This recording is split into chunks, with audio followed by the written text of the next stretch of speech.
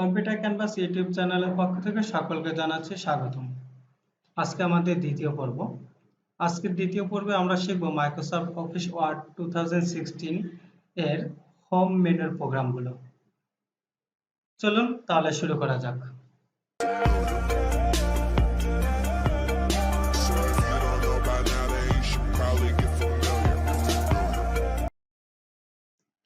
আজকের হোম মেনুর প্রোগ্রামে প্রথমেই থাকবে কাট, কপি এবং পেস্ট, এই তিনটা অপশন।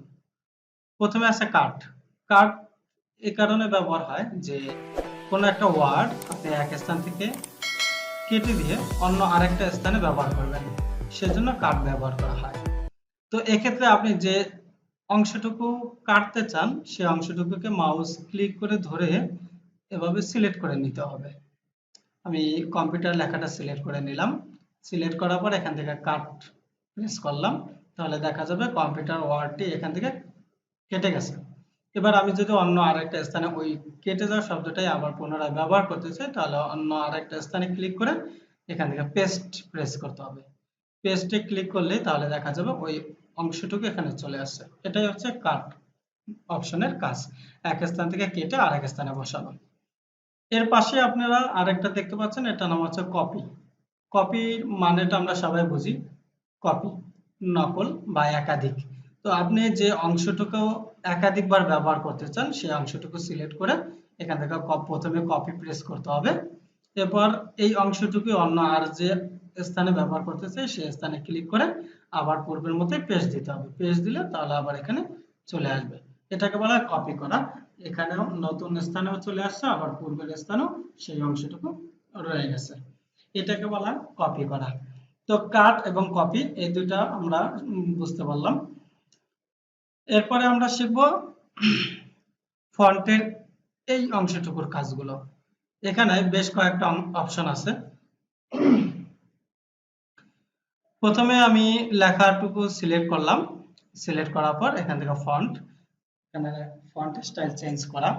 এখানে বিভিন্ন ধরনের ফন্ট স্টাইল আছে। আমরা চাইলেই এখান থেকে ফন্টটাকে নিজের চয়েস মতো যে কোনো স্টাইলে সাজিয়ে নিতে পারি। এটাকে বলা হয় ফন্ট স্টাইল চেঞ্জ। এরপর এখানে আছে ফন্ট সাইজ। ফন্ট নিজের চয়েস মতো বড় ছোট যেভাবে আমরা রাখতে চাই সেভাবে সাজিয়ে নিতে পারি। এখান থেকে পয়েন্ট যত কমিয়ে দেব তত লেখা ছোট হবে ফন্টের সাইজ, আর পয়েন্ট যদি বাড়িয়ে দিই তাহলে ফন্টের সাইজ বড় হবে। যেমন এক্সাম্পল, আমি এখানে কম্পিউটার ক্যানভাস লেখাটা আরেকবার কপি করি। কপি, সামনে ক্লিক করে পেস্ট, এবার এন্টার।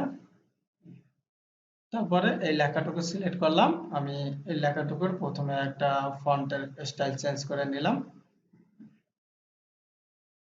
তারপরে আমি এখান থেকে এই ফন্টটাকে অন্য ফন্টের চেয়ে একটু সাইজ বড় করে দিলাম। এবার পূর্বের তুলনায় এই ফন্টটা একটু হাইলাইট হয়েছে।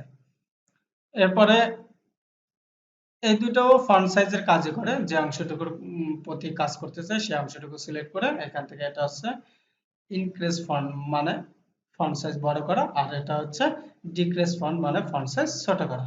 যদি আমরা এটা প্রেস করি বড় হবে, আর এটা প্রেস করলে ফন্ট সাইজ ছোট হবে। এটা হচ্ছে লেখার কেস চেঞ্জ করা। আমরা সহজে অনেকেই বলি বড় হাতের লেখা, ছোট হাতের লেখা, ইংরেজি ক্যাপিটাল লেটার্স, স্মল লেটার্স। তো আমার লেখার অংশটুকু আগে সিলেক্ট করে নিতে হবে। লেখাটুকু সিলেক্ট করে এখান থেকে আমরা যদি আপার কেস ব্যবহার করি তাহলে এখানে দেখা যাচ্ছে আপার কেস ওয়ার্ডটা এখানে লেখা আছে সবগুলো ক্যাপিটাল লেটার্স দ্বারা। তো আমরা এটাতে প্রেস করলে আমার সব লেখাটুকু সিলেক্টকৃত অংশের লেখাটুকু সবগুলো ক্যাপিটাল লেটার্সে চলে আসবে। এরপরে এখানে আরেকটা অপশন আছে লোয়ার কেস। লোয়ার কেস মানে হচ্ছে এটা স্মল লেটার্সে লেখা, আমরা দেখতে পাচ্ছি। এটাতে প্রেস করলে আমার সিলেক্টকৃত অংশের লেখাগুলো স্মল লেটারে চলে আসবে। এরপরে এখানে আছে সেন্টেন্স কেস। সেন্টেন্স কেস বলতে আমরা সাধারণত গ্রামারের দিক থেকে যেটা ব্যবহার হয়, প্রতিটা সেন্টেন্সের প্রথম ওয়ার্ডটা বড় হাতের থাকবে সেটা।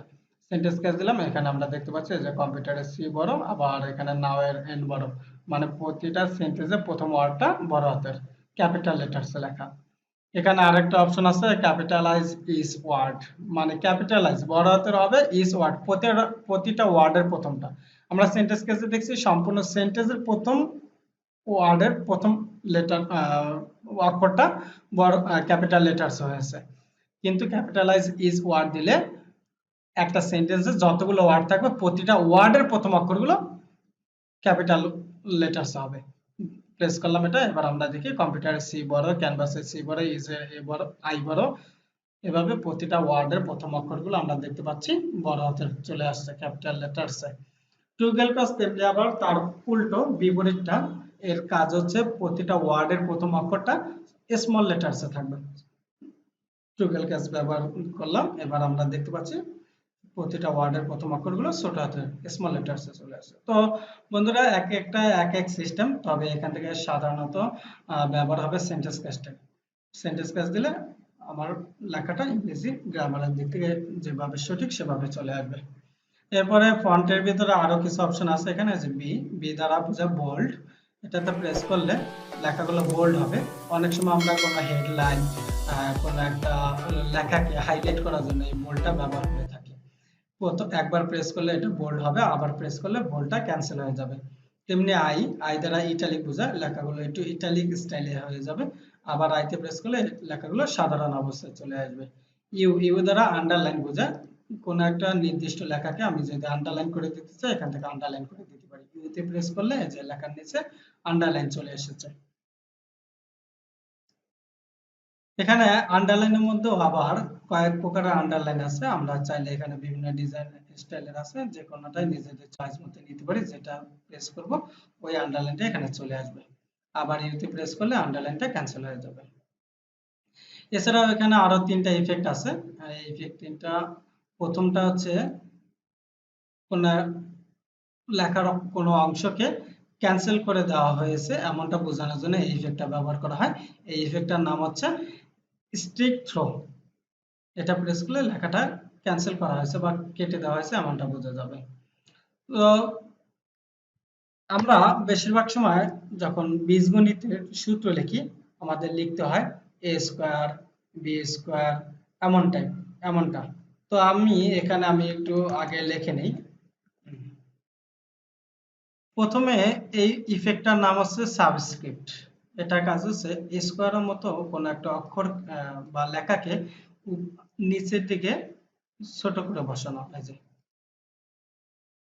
আবার আরেকটা লেটার সিলেক্ট করলাম, এটার কাজ হচ্ছে সুপারস্ক্রিপ্ট, উপরের দিকে স্কোয়ারটা বসানো। তো এভাবে আমরা চাইলে সুপারস্ক্রিপ্ট বা সাবস্ক্রিপ্ট এর মাধ্যমে উপরে নিচে লেখাকে স্কোয়ারের তুলনায় স্কোয়ারের মতো সূত্রের নিয়ম অনুযায়ী লিখতে পারি। এরপরে আমি আবারও লেখাটা সিলেক্ট করলাম।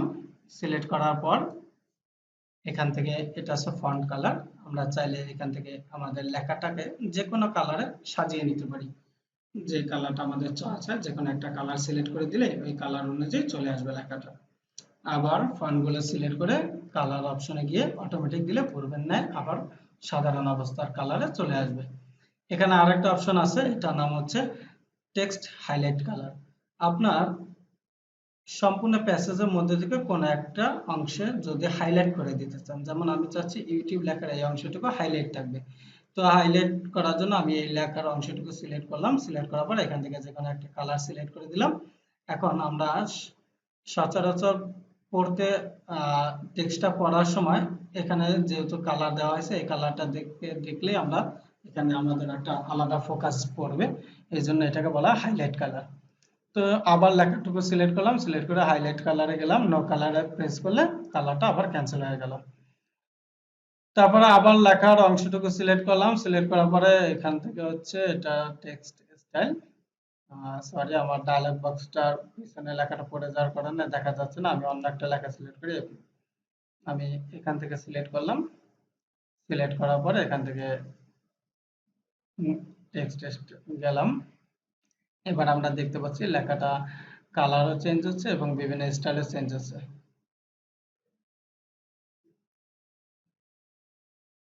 এছাড়াও এখানে রয়েছে আউটলাইন, লেখার চারপাশটা শুধু কালার হবে।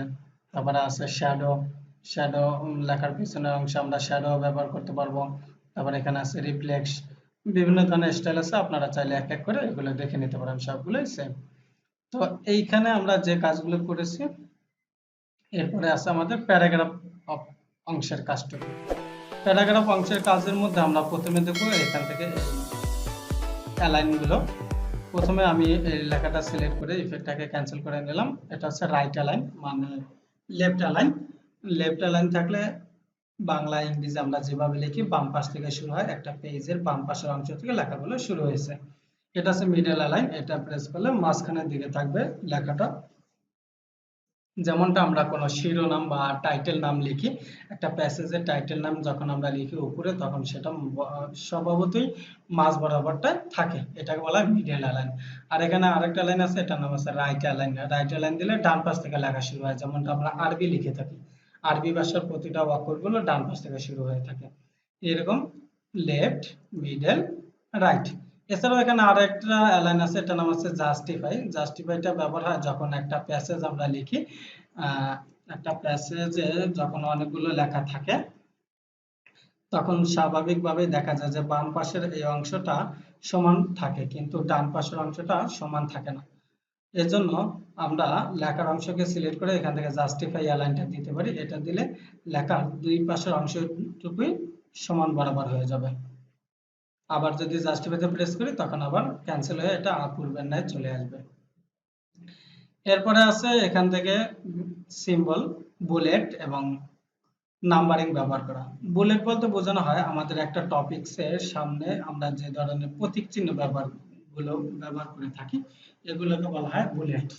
তো আমি যে অংশে ব্যবহার করতে চাই সেই অংশের ফন্টটা সিলেক্ট করতে হবে আগে। সিলেক্ট করার পরে এখান থেকে আমরা যে কোনো ধরনের বুলেট চিহ্ন ব্যবহার করে নিতে পারি। তেমনি ভাবে একই সিস্টেমে এখান থেকে আমরা চাইলে নাম্বারিং অপশনটাও ব্যবহার করতে পারি। এজন্য আমার একাধিক লাইনের কিছু লেখা আমি সিলেক্ট করে নিলাম। সিলেক্ট করার পর এখান থেকে নাম্বারিং অপশনে আসলাম। 1 2 3 ব্র্যাকেট সহ রোমান সংখ্যা, ক্যাপিটাল লেটার্স অনুযায়ী, স্মল লেটার্স অনুযায়ী এখানে বিভিন্ন ধরনের নাম্বার বা কমন আসলে সংখ্যাকে সাজানো, হ্যাঁ, সিস্টেম দেওয়া আছে। আবার এখান থেকে নাম প্রেস করলে এটা চলে যাবে, স্বাভাবিক হয়ে যাবে। তো আমরা এখান থেকে যে কোনোটা ব্যবহার করে নিতে পারি।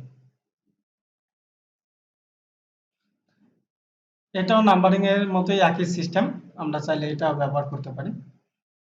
তারপরে এখানে হচ্ছে এটা শেডিং কালার। কোন একটা লাইনকে সম্পূর্ণরূপে লাইনের ব্যাকগ্রাউন্ড সাইডকে কালার করার জন্য এই শেডিং কালারটা ব্যবহার করা। এরপর এখানে আছে বিভিন্ন ধরনের স্টাইল, পেজের লেখার স্টাইল, হ্যাঁ, ফন্ট স্টাইলের মতো একই সিস্টেম, তবে এখানে এইগুলো আরেকটু ভিন্ন ধরনের। আমি পেজের যে কোনো একটা অংশে ক্লিক করে আমি যদি নরমালি আসি, এখন যেভাবে আছে এটাকে নরমাল বলা হয়। এছাড়াও আমরা দেখতে পাচ্ছি আহ, এখানে আরো অনেকগুলো অপশন আছে, কোনোটার মাধ্যমে লাইন কালার হচ্ছে, কোনোটার মাধ্যমে নির্দিষ্ট একটা লাইন বড় হচ্ছে, বিভিন্ন ধরনের স্টাইল আছে, এগুলো আমরা চাইলে ব্যবহার করতে পারি। এরপরে সর্বশেষ হোম মেনুতে আছে ফাইন্ড, রিপ্লেস এবং সিলেক্টের কাজগুলো। সিলেক্ট সিলেক্ট থেকে সিলেক্ট অল দিলে তাহলে সম্পূর্ণ পেজের লেখাগুলো, ডকুমেন্টের সব জিনিসগুলো সিলেক্ট হয়ে যাবে। আবার ফাইন্ডের কাজ হচ্ছে নির্ধারিত বা নির্দিষ্ট কোনো একটা ওয়ার্ডকে খুঁজে বের করা। ফাইন্ডে আসবো, ফাইন্ডে আসার পরে এখানে নেভিগেশন অপশনে লিখতে হবে আমি কোন ওয়ার্ডটি খুঁজতে চাই। যেমন ধরা যাক আমি এখানে লিখলাম ইস শব্দটা এখানে দেখাচ্ছে ফর রেজাল্ট, 4 জায়গা আছে। কোন কোন 4 জায়গা এখানে এই যে হাইলাইট করে দেওয়া হয়েছে, এই অংশগুলোতে ইস ওয়ার্ডটা আছে। হুম তারপরে আসি আমরা রিপ্লেস অপশনে। রিপ্লেসটাও হচ্ছে কোনো একটা ওয়ার্ডের পরিবর্তে যদি আপনি অন্য আরেকটি ওয়ার্ড ব্যবহার করতে চান, তখন এই রিপ্লেস শব্দটি ব্যবহার হয়। যেমন ধরা যাক এখানে আমরা আওয়ার লিখেছি, তবে আওয়ারের পরিবর্তে আমরা চাচ্ছি ইওর বসাতে। তো প্রথমে ডকুমেন্টে যে ওয়ার্ডটি লেখা আছে সেই ওয়ার্ডটি ফাইন্ড হোয়াট এই ঘরে লিখতে হবে। আমি এখানে লিখলাম আওয়ার, এবং কি নতুন যে শব্দটি বসাতে চাই সেই শব্দটি লিখতে হবে নিচে রিপ্লেসের ঘরে ইওর লিখলাম। এখানে তিনটা option, replace all, find next এর কাজ হচ্ছে শব্দটা খুঁজে বের করা, এই আওয়ার শব্দটি কোথায় আছে। আবার ফাইন্ড নেক্সট দিলাম, এই যে এখানে দেখাচ্ছে এক এক করে পেজে যতবার আছে ততবারই ফাইন্ড নেক্সট এর মাধ্যমে আমরা দেখতে পারবো। আর রিপ্লেসের কাজ হচ্ছে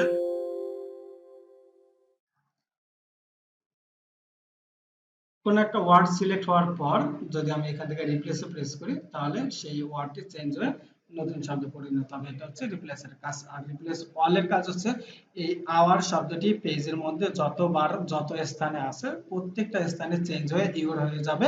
প্রত্যেকটা স্থানে চেঞ্জ করাটা হচ্ছে রিপ্লেস অল। রিপ্লেস দিলে শুধু একটু ওয়ার্ড চেঞ্জ, আর রিপ্লেস অল দিলে প্রতিটা ওয়ার্ড চেঞ্জ হয়ে যাবে। তো বন্ধুরা, আজকে আমরা মাইক্রোসফট ওয়ার্ড অফিস অ্যাপ্লিকেশন 2016 এর দ্বিতীয় পর্ব হোম মেনুর কাজগুলো শিখলাম। এর মধ্যে যদি কারো কোনো সমস্যা টমস্যা থেকে থাকে আমাকে অবশ্যই কমেন্ট করে জানাবেন, আমি এর সমাধান দিব। আজকের মতো আমাদের এই দ্বিতীয় পর্বের ক্লাস এ পর্যন্ত সমাপ্ত। আল্লাহ হাফেজ।